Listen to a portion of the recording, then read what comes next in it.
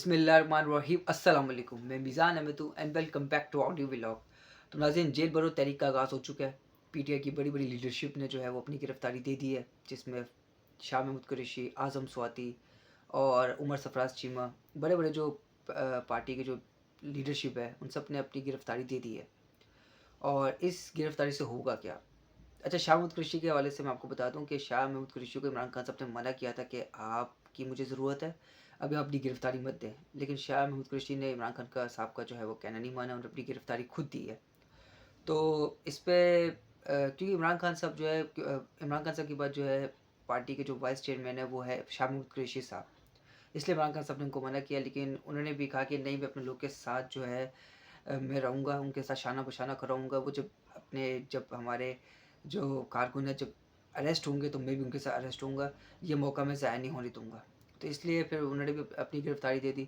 तो ये senior leadership ने जो है वो अपनी गिरफ्तारी दे दी है। अब इससे हुकूमत पर जो दबाव डल रहा है इसका अंदाज़ा साद रफ़ीक साहब के बयान से आप लगा सकते हैं।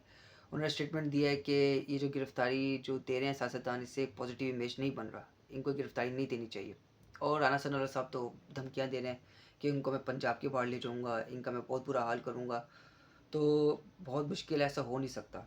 ये जेल भरो तहरीक का जो एक पैनल है, इमरान खान साहब लाई इसलिए हैं कि आप लोग जो नाजायज़ तरीके से सियासतदानों को अरेस्ट कर रहे हैं, इसका भरपूर जवाब दिया जाए कि आओ कर लो अरेस्ट, कितना करोगे अरेस्ट और किस बुनियाद पे करोगे अरेस्ट। फवाद चौधरी साहब को किस बुनियाद पर अरेस्ट किया गया कि उन्होंने इलेक्शन कमीशन को जो है मुंशी कहा है जी। फिर आज़म स्वाति साहब पर उनको अरेस्ट किया गया एक ट्वीट पे, और शहबाज गिल साहब को अरेस्ट किया गया। ये सब आप लोगों ने देखा। और उनकी एक बेशक उनको ट्वीट नहीं करना चाहिए था इदारों के खिलाफ, लेकिन जो उनके स्टेटमेंट थे, अगर आप अभी जो मौजूदा इम्पोर्टेड हुकूमत है उनके अगर आप बड़े बड़े लीडरशिप को देखें, जिसमें फजल रहमान, जिसमें मरियम सफदर, जिसमें हमजा शहबाज, इन सब लोगों ने जिस तरीके से इदारों को जो तनकीद का निशाना बनाया, इनका तो कोई मुकाबला ही नहीं कर सकता।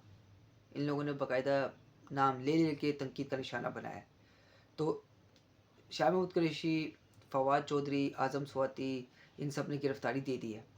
और अब इन लोगों को इससे कोई फ़र्क नहीं पड़ता कि हमारे साथ ये लोग क्या करेंगे, क्योंकि इससे अवाम में मज़ीद मकबूल हो जाएँगे और अभी भी मकबूल हैं, होते जा रहे हैं। और साफ नज़र आ रहा है कि अगर कल तो इलेक्शन हो जाएँगे तो बहुत बुरा जो है इस इम्पोर्टेड हुकूमत का हाल हो जाएगा। उसकी वजह यही है कि इन्होंने वादे किए थे कि हम सब सस्ता कर देंगे, उल्टा डबल ट्रिपल इन्होंने महंगाई कर दी है, बल्कि उससे ज़्यादा महंगाई कर दी है इन्होंने। तो अब इससे मैं आपको बता देता हूँ, अब जो 5 दिन है वो बहुत इम्पोर्टेंट है। अब इन 5 दिनों में होगा क्या, ये मैं आपको बताता हूँ। इमरान खान साहब, इन 5 दिनों में आपने देखा कि नैब के चेयरमैन को बदला गया। अब जो नए चेयरमैन आए हैं, उनको उन पर एक जो आएँगे, उन पर दबाव डालने की कोशिश की जाएगी कि उनको जो है इमरान खान साहब के खिलाफ केसेस बनाना भी शुरू कर दिए इन लोगों ने। अब यूएई में टीम भी जा रही है, मैंने अपने गुज़िश्ता व्लॉग में आपको ये बताया था। तो आप लोग देख रहे हैं इमरान खान के खिलाफ जो है तेज़ी से इन लोगों ने एक्शन शुरू कर दिया है कि उनको किसी तरीके से जल्दी से नाअहल किया जाए, उनको गिरफ़्तार किया जाए। क्योंकि अगर आप अंदाज़ा लगाएँ, इमरान खान साहब का ये मुकाबला जो है वो सियासी मैदान में तो नहीं कर पा रहे। सियासत के मैदान में तो मुकाबला कर नहीं पा रहे, तो टेक्निकल तरीके से नॉकआउट करें उसको। अब वो उसके लिए इनको टाइम चाहिए था, वो टाइम इनको मिल नहीं पा रहा था, क्योंकि इमरान खान साहब ने असेंबलियाँ तहलील कर दी। जब इमरान खान साहब असेंबली तहलील नहीं कर रहे थे, तो उस वक़्त इन लोगों ने बड़ी कोशिश की थी कि हम किसी तरीके से जो है इसको असेंबलियाँ तहलील करने से रोकें, ताकि हमें मौका मिले, उसको अरेस्ट करें, उसको नाअहल करें। तो इमरान खान साहब ने जब से असेंबली तहलील की है, ये जो इनकी प्लानिंग थी, ये जो इनकी साज़िश थी, इस इन लोगों ने इस पे इसकी रफ़्तार को तेज़ कर दिया मज़ीद, कि जल्दी से इमरान खान साहब को जो है वो केसेस बनाएँ और उनको नाअहल करें। और इसी से आपने देखा कि अब अदलिया पे भी बड़ा दबाव है। ये मैंने आपको अपने लास्ट व्लॉग में बताया। अदलिया पे बहुत दबाव है, जजेस पे बहुत दबाव है, तारिक नकवी जो हमारे जज हैं उन पे बहुत दबाव है, एजाज़ुल हसन पे साहब पे बहुत दबाव है। और इनके फिर तारिक नकवी के जो है खिलाफ लॉयर्स जो हैं, जितने भी वकीला की जो तंज़ीम है, जो मफाद परस्तों का जो है टोला है, जिनको बहुत नवाज़ा गया है नून लीग की जानिब से, उन्होंने उनके खिलाफ एक्शन भी ले लिया, ये भी मैंने आपको बताया अपने लास्ट व्लॉग में। तो ख़ैर ये 5 दिन बहुत अहम है। और अब पेशावर हाई कोर्ट के जज ने इलेक्शन कमीशन को बुला लिया है 28 तारीख को कि आएँ, हमें बताएँ कि अब इलेक्शन क्यों नहीं करवा पा रहे। इलेक्शन कमीशन वाले कहते हैं कि भई तारीख का फ़ैसला गवर्नर करेगा।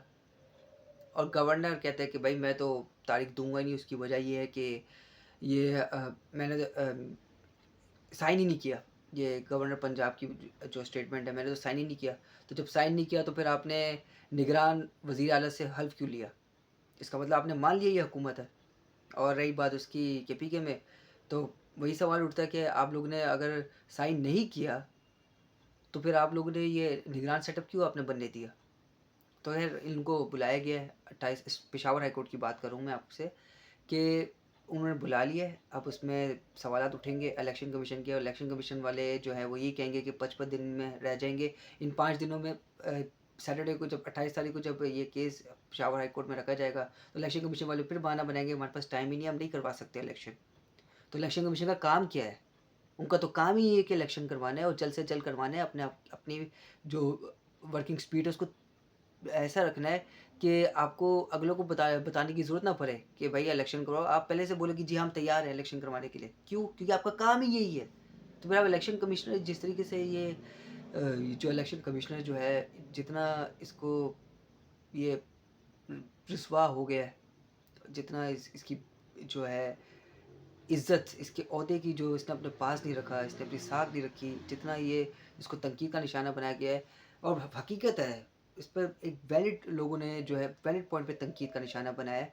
और ये आप सबने देखा, पूरी दुनिया ने देखा, पूरे पाकिस्तान की आवाम ने देखा कि इलेक्शन कमीशन जो है वो इम्पार्शियल नहीं है। वो नून लीग का सपोर्टर है, नून लीग के साथ जुड़ा हुआ है, उनका ही कहना मान रहा है। और ये इमरान खान साहब ने बताया मुझसे बहुत बड़ी गलती हो गई थी। इसको जो है वो अ, इलेक्शन कमिश्नर बनाना जो है मेरी बहुत बड़ी गलती थी। तो ख़ैर हम अपने पॉइंट पे आ जाते हैं। तो ये वहाँ पर केस रखेंगे तो वहाँ पर हाई कोर्ट में फ़ैसला सुना दिया जाएगा कि भई सदर के पास इख्तियारात हैं। उन्होंने तो फ़ैसला दे दिया, तो ये आइनी इख्तियार इस्तेमाल किया उन्होंने, तो हम इस पे जो है अब सवाल नहीं उठा सकते। आप 9 अप्रैल को इलेक्शन करवाएँ।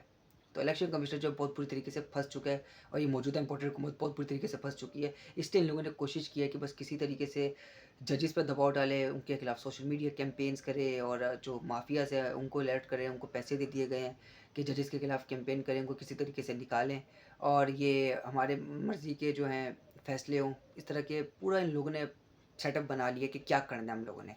तो इस इन 5 दिनों में बहुत कुछ जो है वो बहुत कुछ चीज़ों का जो है वो फ़ैसला हो जाएगा, और तमाम जो लोगों की जो नज़रें हैं उस वक़्त सुप्रीम कोर्ट में। इन 5 दिनों में सुप्रीम कोर्ट का जो फ़ैसला है वो अहम है। अब आ जाते हैं जी अपने दूसरे पॉइंट पे। तो बलूचिस्तान में एक अलमनाक वाक़या पेश आया। एक खातून को उनके 2 बच्चे समेत जो है वो कत्ल किया गया। बड़ी बेरहमी से कत्ल किया गया। और इस कत्ल के पीछे जो अब तक के जो शवाहिद सामने आए वो ये है कि बलूचिस्तान के रूलिंग पार्टी के एक वज़ीर, उनका नाम आ रहा है कि इस कत्ल के पीछे उनका हाथ है, और उनका नाम अब्दुर्रहमान है। तो लोग कहते हैं कि इनका हाथ है इस कत्ल के पीछे, क्योंकि पाकिस्तान के कई इलाके हैं जैसे इंटीरियर पंजाब, इंटीरियर सिंध और ये बलूचिस्तान। यहाँ पर कई इलाकों में जो है ना कुछ लोग हैं जो जहाँ बादशाहत जो है वो कर रहे हैं वहाँ पर। बादशाह वाली ज़िंदगी गुज़ार रहे हैं। जिसे चाहे जेल में डाल दें, इनकी अपनी जेल भी बनी हुई है। जिसे चाहे जेल में डाल देते हैं, जिसे चाहे नवाज़ देते हैं। तो बकौल उनके अब्दुर्रहमान साहब के कि मुझे फँसाया जा रहा है, क्योंकि मेरे ये अपने इलाके के सरदार हैं। सिंध में वडेरे होते हैं, पंजाब में जो है वो जागीरदार होते हैं, तो वो सरदार हैं उस इलाके के। तो उन्होंने कहा कि ये मेरे दुश्मनों की साजिश है, वो मुझे जो है सरदार के ओहदे से हटाना चाहते हैं और खुद सरदार बनना चाहते हैं, तो उन लोगों ने कत्ल करवाया। तो वो खातून जो है वो सोशल मीडिया पे ट्रेंडिंग पे थी। उन्होंने बताया कि हम पे ज़ुल्म किया जा रहा है, हमें जेल जेल में कैद किया हुआ है। बाकायदा उनका नाम भी लिया कि ये जनाब है और ये वज़ीर हैं। इन लोगों ने हमें जेल में डाला हुआ है, हम पर ज़ुल्म कर रहे हैं। फिर उसके बाद जैसे ही वो टॉप 10 पे आई, ट्रेंडिंग कर रही थी, तो फिर उसके बाद उनका कत्ल हो जो है कत्ल की खबर सबने सुनी कि उनका कत्ल कर दिया गया है, और बड़ी बेरहमी से कत्ल किया गया है।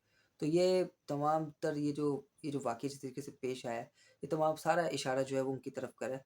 अब अगर ऐसा है भी जो अब्दुर्रहमान साहब बता रहे हैं कि मुझे फँसाया जा रहा है, अगर ऐसा है भी, तो एक चीज़ तो क्लियर हो गई है कि ये एक ही इलाके के अंदर हुआ है, और इसके इलाके के अपने ही लोग शामिल हैं। तो सबको जो है इसके ऊपर जीआईटी जो है वो बिठा दी गई है। इंक्वायरी होनी चाहिए। अगर ये वज़ीर साहब जो हैं, उनको तो ख़ैर उनके ओहदे से अब निकाल दिया गया है। अगर ये गिल्टी हैं तो उनको सज़ा मिलनी चाहिए। और अगर जिन्होंने उनको फँसाने की कोशिश की तो उनको सज़ा मिलनी चाहिए। लेकिन सज़ा तो मिलनी चाहिए, ये बहुत ही एक गमनाक वाक़या पेश आया है। ये बेशर्मी की जो है वो, बस बेशर्म तो बहुत एक छोटा लफ्ज़ है। ये कहूँगा मैं कि इंसानियत नाम की कोई चीज़ ही नहीं रही इनके अंदर। ये इंसान है ही नहीं। इंसान के ख़्याल में भेड़िए छुपे हुए हैं जो ये हरकतें कर रहे हैं। तो ख़ैर आज ये था हमारा आज का टॉपिक। तो अपने चैनल को लाइक करें, शेयर करें, सब्सक्राइब करें। मुझे अपनी दुआओं में याद रखें। पाकिस्तान ज़िंदाबाद।